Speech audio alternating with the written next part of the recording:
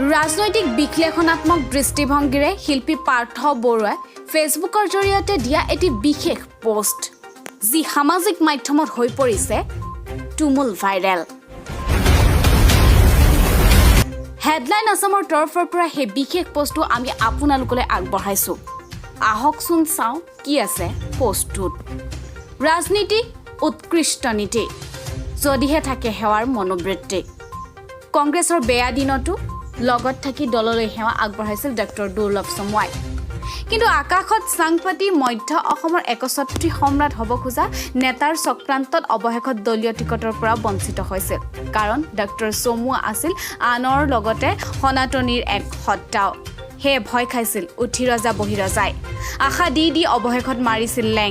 বিফলে গৈছিল তৃণমূল কৰ্মীৰ অলেখ অযুত নিস্বাৰ্থ আশা।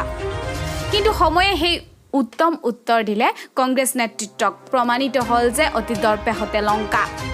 নৱনিযুক্ত প্ৰাৰ্থীৰ পৰা পৰাজয়, বিফল হ'ল দলীয় স্বাৰ্থ। কিন্তু সফল হ'ল সেই 61 সম্ৰাটৰ ষড়যন্ত্ৰমূলক দৈত্য শাসনৰ মনোকামনা। কিন্তু সময় বৰ নিষ্ঠুৰ।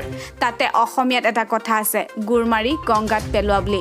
অতীতক লেং মাৰি নলাত পেলাব খোজাজন আজি অসমৰ সন্মানীয় মুখ্যমন্ত্ৰী। নাম নোলোৱাকৈয়ে পোষ্টটোত উল্লেখ কৰা মধ্য অসমৰ 61 সম্ৰাট কিংবা উঠি ৰজা বহি ৰজা কোন সেয়া অনুমান কৰিব পাৰিয়েই হয়তো ভাইৰেল এই পোষ্ট।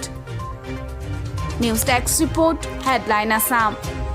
হেডলাইন আসামৰ উদ্যোগত অনলাইন পদ্ধতিৰে সংগীতা অনুষ্ঠান। যোগাযোগ কৰক আজিৰ পৰাই। আপোনাৰ সংগীত আজিৰ পৰাই তলত দিয়া হোৱাটছএপ নম্বৰত প্ৰেৰণ কৰক। 13 জুনৰ পৰা 28 জুনলৈ গ্ৰহণ কৰা হ'ব ভিডিঅ'সমূহ।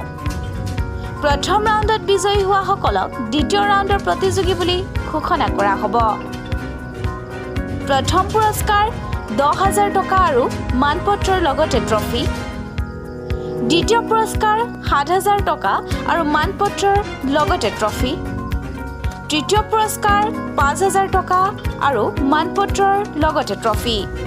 হোৱাটছএপ কৰক 8011411037।